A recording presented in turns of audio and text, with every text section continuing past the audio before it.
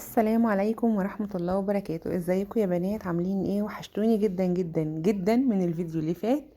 يا رب انا كمان اكون وحشتكم على قد ما انتوا وحشتوني. مش ملاحظين حاجة جديدة كده في الفيديو؟ في حاجة جديدة في الفيديو المرة دي في المطبخ. انا جبت الفوم الحجري ده هو ده جديد. ده اللي انا جبته. حلو جدا، بيغير شكل المكان جدا جدا، وبيفتح المكان عشان لونه ابيض، بيوسع المكان وبينور. تحسي ان هو ما شاء الله، يعني غير المكان 360 درجة. انا عملت الحتة اللي هي عند الحوض ديت. كنت بقالي فترة كبيرة عايزة اعملها، بس للأسف ان الفوم دوت او الفوم الحجري ده في منه انواع، في منه تقيل وفي منه خفيف. للأسف ده الخفيف. بس انا طبعا معرفتش غير وانا بقى ايه جيت احطه يعني. ما خدتش بالي من الخامة خالص. التقيل اللي هو عند الرخامة، اللي كمان شويه هوريهولكم لما عنده رخامه. التقيل احلى كتير كتير كتير. هو سهل طبعا في تركيبه جدا. اكتر حته متعبه جدا حته الحنفيه ديت اللي حواليها. بصوا ده اللي انا بقول لكم عليه، اللي هو عند عند الرخامه. ده التقيل بتلاقيه بارز كده، وما شاء الله السمك بتاعه اتخن من اللي عند الحوض. فيلا ادينا بنتعلم، احنا جبناه. بس انا بقول لكم يعني تاخدوا بالكم وانتوا بتشتروا، لان هو انواع. وفي ناس بتبيع الرفيع بسعر التخين. انا جايباه كده. مش عايزه اقول لكم ان انا اتضحك عليا، بس انا اتضحك عليا.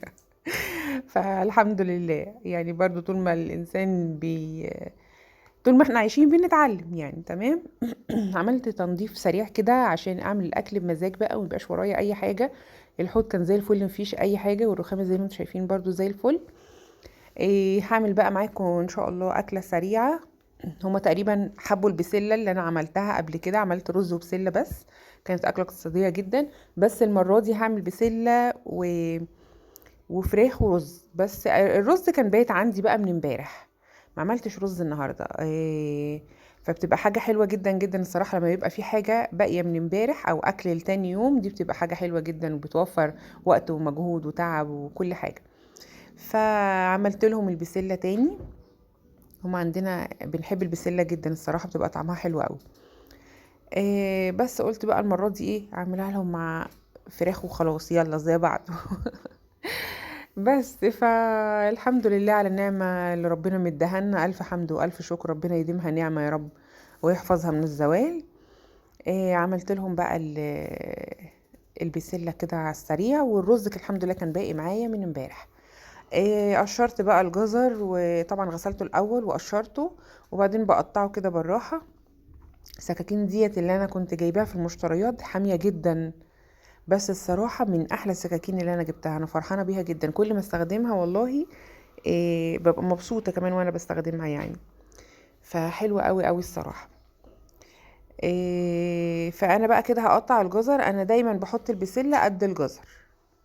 اوقات لما بيبقاش فيه جزر كتير خلاص بحط باللي عندي بالموجود يعني. لكن لما ابقى شاريه جزر بحب احط البسله قد الجزر، بيبقى طعمها حلو جدا، والجزر بيبقى مسكر، والبسله طبعا بياخد من طعم البسله، فبيبقى طعمهم حلو قوي هما الاتنين.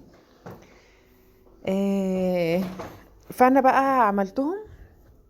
جبت البسله طبعا كنت مفرطاها، من دي مش مفرزه ولا حاجه. دي فريش، انا كنت جايباها قطع فرطتها، و حطيتها بقى كده لحد ما ايه اجي استخدمها يعني.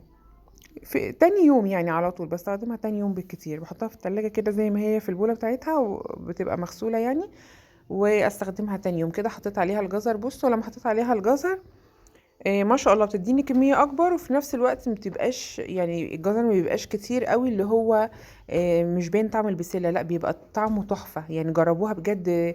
نص ونص كده يعني، نص بسلة ونص جزر، هتلاقيها حلوة جدا. هو اصلا كيلو البسلة بعد التقشير بيديكي نص كيلو يعني، على طول القشر قد البسلة يعني. تمام. اي حاجة عامة، حتى الجمبري تقولي مثلا قشرته رفيعة ما بيطلعش كتير، لا والله هتوزنيه هتلاقي طالع نص لحم جمبري ونص قشر بتاع الجمبري. لو جبت الكيلو يعني، اي حاجة عامة هتلاقي نصها على طول خس. فتعملي حسابك في كده بقى، لو ما شاء الله عدد كبير او كده مش هيكفي طبعا النص كيلو، او الكيلو هيبقى نص كيلو عشان تبقي عارفة. قطعت بقى البصلة كده صغيرة شوية، عشان اعملها التقليه بتاعه البسله. جيت هنا بقى حطيت الزيت عشان احط فيه البصل، بشوحه كده شويه، مش بقليه طبعا، يعني مش بخليه يتحرق مني، بس ايه يبقى لونه ذهبي كده شويه. وطبعا ما سيبوش افضل اقلب فيه، بس انا بقى سيبته هنا شويه. يعني هقلبه كده معاكم، بس سيبته شويه، يعني هتلاقي بقى واحده سودا وواحده ذهبي. انا ما كنتش بحبه كده خالص الصراحه، عشان بيبقى لونه وحش في التقديم، يعني بتبقى تلاقي حاجات سودا كده، هو البصل محروق يعني بمعنى اصح. ف يلا الحمد لله مش مشكله. اهم حاجه ان الاكله طلعت مية مية. بص هتلاقي بسيط قوي قوي من على الحروف كده اهي، يعني باينه لو انتوا خدت بالكم، او بس لما بحط الطماطم بيقوم على الوش فوق، او ابصوا الاسود ده مبيبقاش حلو في الاكل خالص خالص خالص، فخلي بالك بقى. ايدك دايما في البصل بالاخص عشان بيتحرق بسرعه جدا. طبعا بحط الطماطم بقى وبسيبها تتسبك او تغلي كذا غلوه كده، وبقوم حاطه البسله. بس كده خلاص هي خلصت. بحط لها بقى الملح والفلفل بس. عايزه تحط لها ورق لورا تمام، انا ساعات بحط لها وساعات لا، انا المره دي ما كانش عندي فما حطيت لهاش، بس اكفي بالملح والفلفل بس. وبغطيها بوطي عليها وبسيبها بقى تستوي على المهلها. بس كده.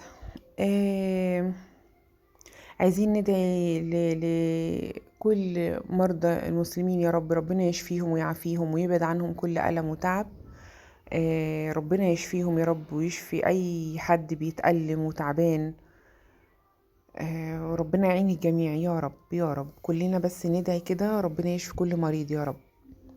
هنا بقى سلقت الفراخ. سبتها بقى تغلي كده مع بعض شوية، تاخد وقت شوية على النار. لما غليت بقى وطيت عليها خالص، وديت على العين بقى اللي في اخر البوتاجاز دي، عشان يعني بتبقى قليلة شوية في النار، ووطيت عليها تستوي على مهلها خالص. والاكل كان استوى واليوم عدى، يعني ما شاء الله كان يوم سلس جدا جدا، ويوم حلو قوي قوي. ايه رأيكم في شكل الاكل؟ يا رب ان شاء الله يكون عجبكم، وباذن الله يكون الفيديو خفيف عليكم. هستنى منكم لايك، اوعوا تنسوا اللايك وكومنت حلو زي قلوبكم كده يا رب. واشوفكم في فيديو جديد، وهتوحشوني جدا جدا جدا من هنا للفيديو الجاي. واقول لكم دلوقتي السلام عليكم ورحمة الله وبركاته.